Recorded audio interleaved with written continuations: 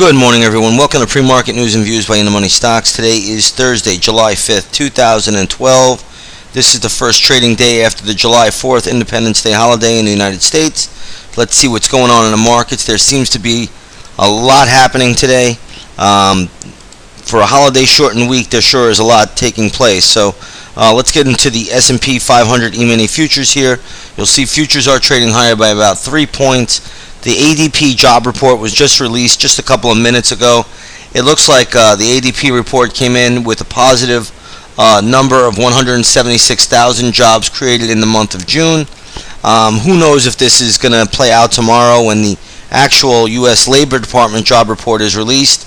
So far, that number has been a disappointing number for the past 3 months, but nonetheless, ADP is raising expectations a little bit right now for the job number tomorrow. So markets probably will be very quiet today, again, after the first 90 minutes or 2 hours of the trading session. I think we'll go into float mode. Everyone will be waiting on the U.S. Labor Department numbers tomorrow morning at 8:30 a.m. But in any case, the ADP report did come out just a few minutes ago, signaling a positive 176,000 new jobs created in the month of June. So we'll see how that all plays out and how that translates. I'm not going to make too much out of it, but either way, the markets have a lot going on today, and we'll get into that in just a second.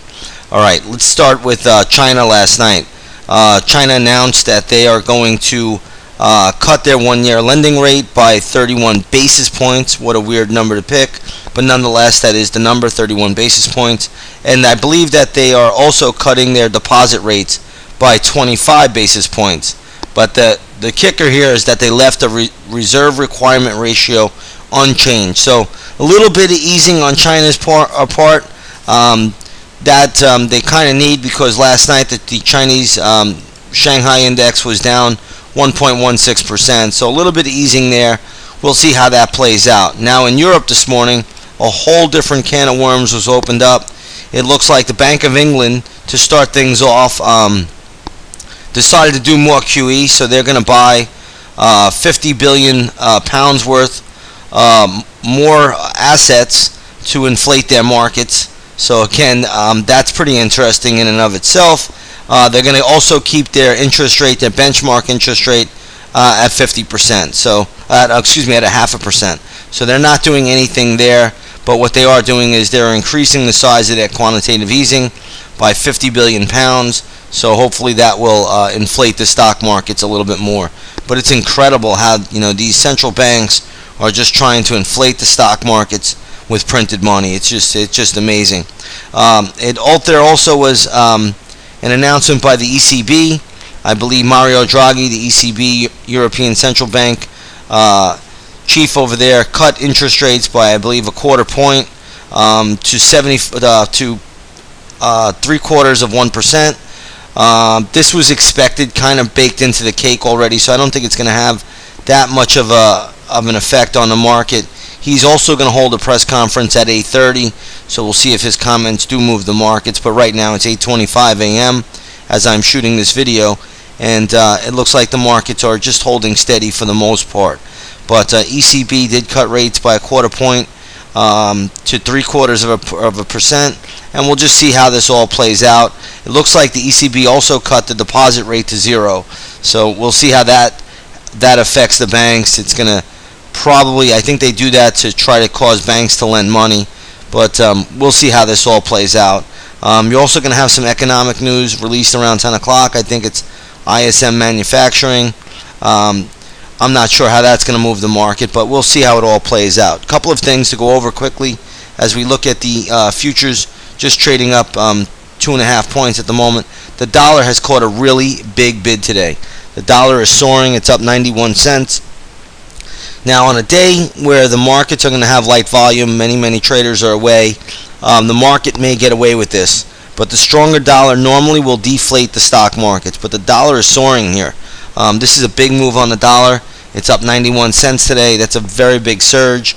Again, usually once the opening bell rings, the dollar will fade, and that will help inflate asset prices. I'm really not looking for big selling to take place today or tomorrow, just on the fact that there's going to be very light volume in the marketplace, at least in the United States, with the holiday falling this year right on a Wednesday.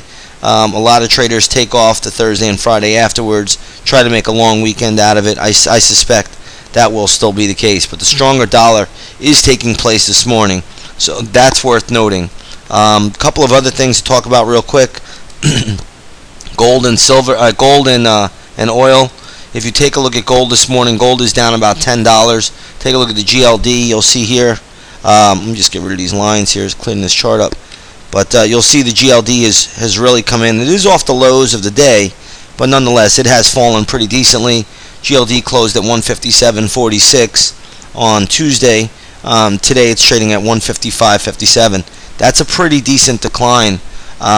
Does it stay down here? Probably not. Moves back up a little bit maybe. But nonetheless, it is a pretty decent decline on gold today. Let's take a look at oil. Oil had a huge move on Tuesday.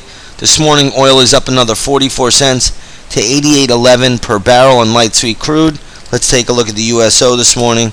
USO is trading right down to that 32.98. Not a big decline. Closed at 32.94. So basically flat to just from where it closed, or actually it's up 4 cents from where it closed on Tuesday. So oil's holding steady, at least at the moment. But with that stronger dollar, I could see oil pulling back a little bit. Oil has a lot of geopolitical risk involved with Iran running exercises in the Strait of Hormuz, so you always got to keep that in the back of your mind at the moment. But right now, the dollar is really just having a big morning. It probably will fade after the opening bell rings. That's typical. We normally see that, but that's something that we have to pay attention to. There don't seem to be a lot of stocks in the news today. You have Walgreens, I think, out there. They reported same-store sales. You also have some other retailers like Costco and a few others reporting. But I don't think there's really any major movers that we really could take note of. This is the only one that I'm seeing right now. This is Walgreens, trading down to around the 29.10. The stock will have a little bit of support, in my opinion. And, you know, this is one of those days where you never know where it could go. But I mean, I really wouldn't even get interested in Walgreens right now until it gets even lower. You're going to probably have good support around the $26 level, and that seems to be it. I know it's at 29. It may not even get down to 26, but I don't even have a level where I feel comfortable buying this stock unless it got down to that $26 area. So let Walgreens fall if it may, but this is the only one that I'm really seeing this morning that is showing us a lot of activity. There are other retailers out there, but I'm not seeing anything drastic or all that sensational to trade. So just be a little bit on the cautious side. Just real quick, I believe Apple lost a patent suit involving Taiwan's HTC. So I think it was that decision was made in London. But nonetheless, Apple is trading higher this morning before the opening bell to around the 602 level. I don't see a lot of strength in Apple right now, so be a little bit on the cautious side with it. I would leave Apple just really a little bit alone and see how it plays out. Okay, it looks like initial jobless claims are out. Let's just see what comes out of this one. So futures are trading still up by 2 points at the moment. Looks like jobless claims are just been released. Initial jobless claims 374,000. That's kind of been in line with what we've been seeing lately. Still a pretty bad number if you ask me, but either way, who cares about the numbers? We only care about the price action in the charts, and right now, futures are just chopping around all over the map. Nothing great, nothing terrible, but they're up 2.5 points in this light volume trading day, and we'll just have to see where this plays out. Again, the Mario Draghi comments at 8:30 as well will begin, so that could also move markets. We want to be aware of that. And just to see how it plays out. The volume will probably die out by 11:30, 12 o'clock this afternoon, and it'll probably be on pause mode until the government jobless claims are released tomorrow. And that's pretty much it for today. We'll wrap it up here, and we'll see you all on the charts tomorrow. Hope everybody had a great 4th of July holiday, and we'll do it again tomorrow morning. We'll see if there's any market movers to make some money off of. Take care, everybody. Have a great morning.